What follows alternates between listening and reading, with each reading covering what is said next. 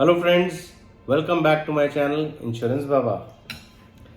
Well, आज मैं बात करना चाहूँगा आपसे हमारे देश के यूथ के बारे में। हर घर में, नेबर में, रिलेशन में कहीं ना कहीं बच्चे ऐसे हैं आज की डेट में जिन्होंने भी कॉर्पोरेट्स ज्वाइन करे हैं, एमएनसीज ज्वाइन करी हैं।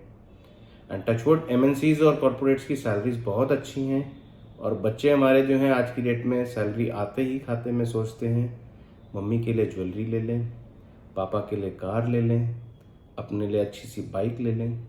सोच अच्छी है, करना भी चाहिए, बट अनफॉर्चुनेटली एक्साइटमेंट में वो अपनी ईएमआईज के असेट बना लेते हैं। तो बच्चों, थोड़ा सा मैं यही समझाना चाहूँगा, प्लीज़ थोड़ा सा ध्यान दीजिएगा। ज़्यादा बड़ी बात नहीं करूँगा। लाइबिलिटीज़ बढ़ाने से पहले लाइबिलिटीज़ का कवर लीजिए। Plan for a term insurance, right?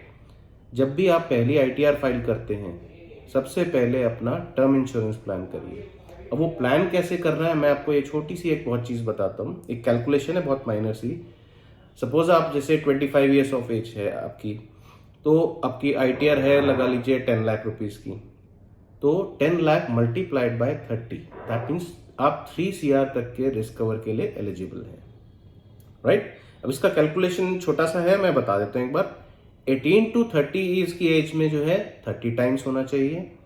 31 to 35 years की एज में आता है 25 times of ITR eligibility. 36 to 40 years की एज में 20 टाइम्स। 41 to 45 ईयर्स की एज में 15 टाइम्स।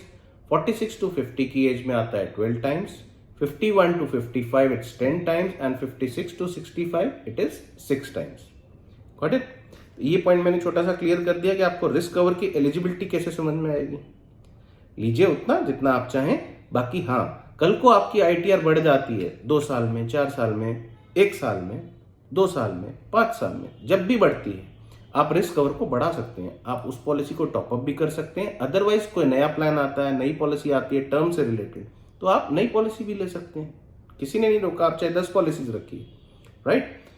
दूसरी चीज आती है कि आपको रिस्क कवर कब तक लेना चाहिए, कितनी एज तक। मैंने बहुत देखा है, कई एजेंट्स ने ऐसा सजेशन दिया है, गाइडेंस देते हैं कि आप 100 साल की एज तक लीजिए। एंड नो डाउट, जिसने पॉलिसी लेनी है वो खुश हो जाता है। अरे इसका मतलब 1 करोड़ की पॉलिसी भी 1 करोड़ तो आना ही आना है। अरे भाई, आपको पता है 1 करोड़ आना है, तो कंपनी को भी तो पता है 1 करोड़ जाना है। उस बात को भी तो समझिए। जब कंपनी को श्योरिटी है कि उसका पैसा जाना है, तो प्रीमियम भी तो बढ़ाएगी। कोई जरूरत नहीं है 100 साल की एज तक का रिस्क कवर लेने की। जब तक आप काम करना चाहते हैं, रिटायरमेंट लेना चाहते हैं, उस एज तक लीजिए। By that time you will be financially free. आपके ऊपर कोई फाइनेंशियल डिपेंडेंसी नहीं होगी किसी भी चीज की।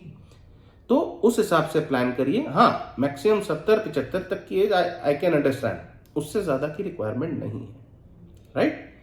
तीसरी चीज आती है प्रीमियम।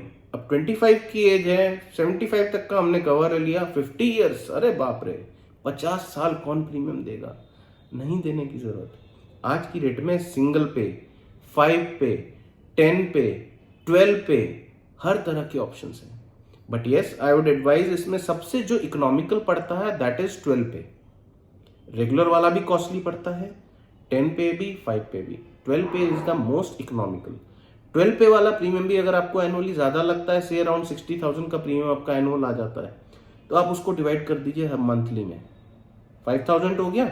एक आरडी अकाउंट खोलिए बैंक में, 5,000 का आरडी कर दीजिए। Every month 5,000 will go in and by end of the year you will be available with 60,000 in all. Pay करिए, fill it, shut it, forget it. 12 साल दीजिए और भूल जाइए, खत्म, टेंशन फ्री, राइट?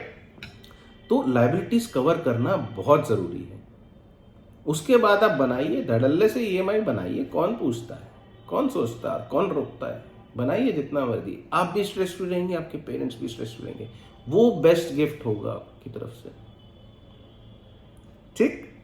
अब एक इसमें पॉइंट और मैं आपको बता देता हूं टर्म इंश्योरेंस में, कि इसमें क्या है, आज की डेट में 3 तरह के टर्म प्लान्स आ रहे हैं। एक तो है आप प्रीमियम दीजिए और भूल जाइए, only maturity, death maturity benefit is there, otherwise nothing.